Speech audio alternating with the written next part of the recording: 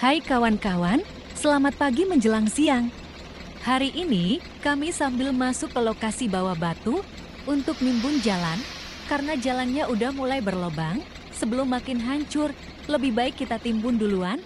Ini kita siram tipis-tipis ya kawan-kawan, supaya kalau hujan jalannya nggak licin.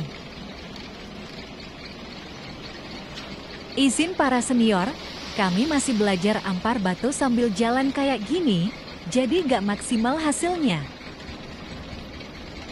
Ini trip yang kedua ya kawan-kawan. Ini kawan kita lagi mau bongkar langsung ke dalam truk.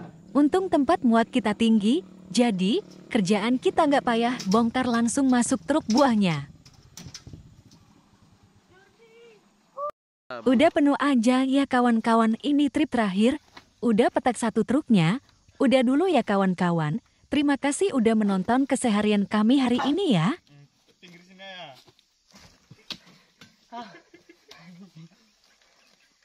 Dadah ke kamera lo.